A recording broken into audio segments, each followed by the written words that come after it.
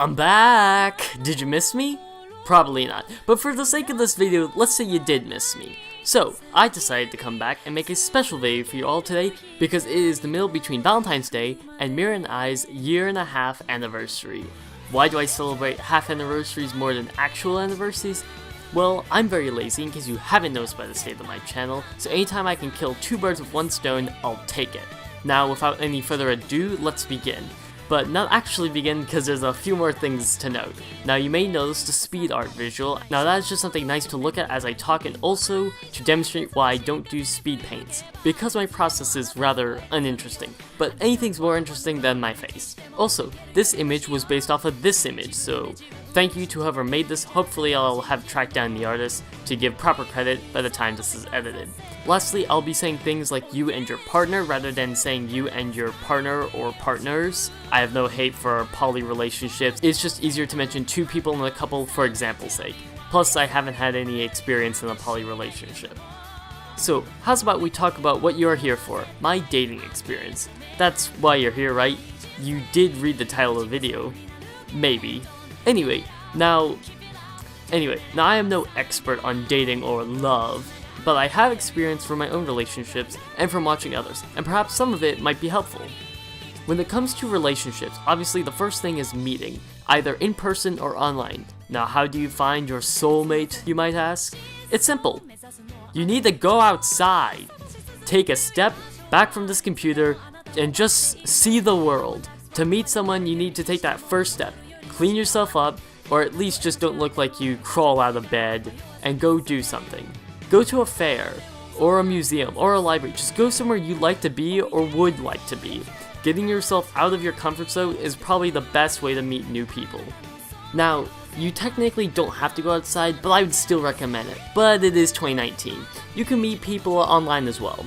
I met dozens of wonderful people here, including Pat Rex, Patrick Robery, Kobe, my ex-girlfriend, and my current girlfriend, Mira Marvel. It is possible to have online relationships. The internet allows people to stay connected, and this is a great asset to stay in touch with loved ones. So meeting a nice girl or boy or whoever you like is possible without having to leave home and travel around the world. Now with the ability to meet people online, the obvious goal should be to meet in person after you've gotten comfortable with one another. Which, quick side note, you should know what each other looks like before officially dating, as you should know who you're dating. The internet can be a dangerous place and you need to watch out for yourself. So, with dating online, the goal should be to meet in person, sometime in the relationship. If you don't have the urge or the need to meet the person, then you might not have as strong a relationship to sustain a romantic relationship. While on topic, if things shouldn't work out between you and whomever you're dating, that's okay. Nothing is forever and there is no need to panic if things don't work out. Now, people break up for a wide range of reasons, but in most cases it's just because the feeling is gone or one or both of the people involved just aren't getting along anymore or are unhappy with one another. If that's the case, just accept that it's over and leave on the best possible terms. Hopefully you two can still be friends. It is possible to be friends with your ex despite what your soap opera says. I'm still friends with my ex, and assuming you don't have a horrific falling out, you should still be able to be friends. Also, I should mention that there is no one person in the world that is the only match for you. The soulmate thing is a nice little fantasy, but it doesn't really hold through. Most people don't end up spending the rest of their lives with the first person they date. This idea, rather than help promote people to find the right person, I believe it makes people more nervous to ask people out. If you find someone you're attracted to, then just talk with them. Try to find a good time to say hi and see how they are doing.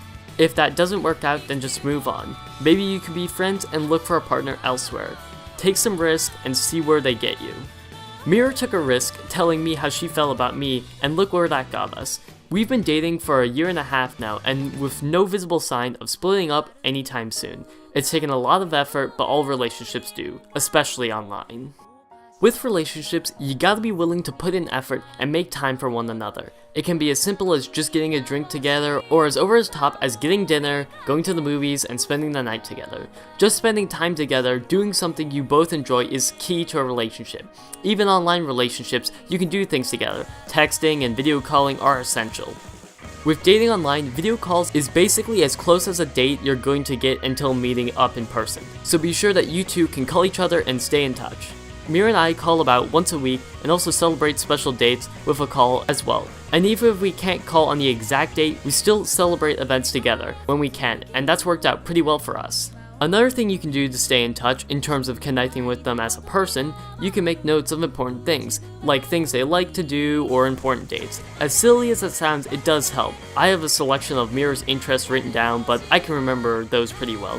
I also have our anniversary written down and her birthday written down. Our anniversary is August 19th, and her birthday is June 12th, 6 days after my sister's and my neighbor's birthday. Fun fact. Now, on a good day, I can think of these off the top of my head, but having it written down does help, so don't be shy to mark down your partner's interests and important dates. It may be embarrassing not remembering important stuff like this, but it's better to look silly writing it down than having to explain how you missed an important date. Another thing that can be really helpful is being open with your partner. Now, how open you are with your partner is up to you and your partner, and how quickly is, once again, up to you two. Though, I think the more open you can be with your partner, the better. Having someone that you can tell anything to is great. Now, I don't think there will be ever a time where someone feels they can honestly say anything free of judgment, but feeling confident in your partner with discussing sensitive things is awesome. It can greatly help strengthen the relationship and avoid mentally damaging thoughts, which seem to be more common these days. Something that I find very common with modern relationships, or just people in general, is a feeling of being useless, unattractive, a burden, self-hatred, and feeling inadequate as a partner. As someone with a self-value of a whopping $69, I can safely say that I have experienced all of these in both my previous and my current relationship. It ruined my first relationship and caused me to be incredibly nervous and hesitant in my current relationship. As painful as it is to talk about, it is definitely something that must be addressed with your partner. Letting these feelings linger won't help your relationship at all. I should know, as it resulted in the end of my first relationship. Which is why I greatly stress openness with your partner. Once you're with someone you're comfortable with and have a strong enough connection, bite the bullet and say how you feel. It can be hard to say and a challenge to work your issues over with your partner. Relationships are challenged every day, and how we overcome these obstacles is how our bonds grow stronger. I'm so glad I have Mira to help me overcome my inadequacies. I still struggle with self-worth, self-hatred, and feeling like a burden every day, but Mira helps make it hurt a little less, and I love her for that. I love her for every little thing she does to make me better. I'm far from perfectly stable, but I'm getting a lot better with Mira. Well, I think that just about does it. There's Valentine's quotations video. Thank you for watching and maybe even paying attention. Well, that's all I could think of today, so if you want to, feel free to ask some questions below and I will respond to as many as I can. Hopefully this was helpful, or at least a fun way to burn a couple of minutes. If you're waiting for any last inspiring words, I guess all I have left to say is this. Get out and see the world, and don't be afraid to make some mistakes. Nothing worth having is given to you on a silver platter. Well, that's it. Thanks for watching. Oh, and just one last thing. Of course, remember to stay positive.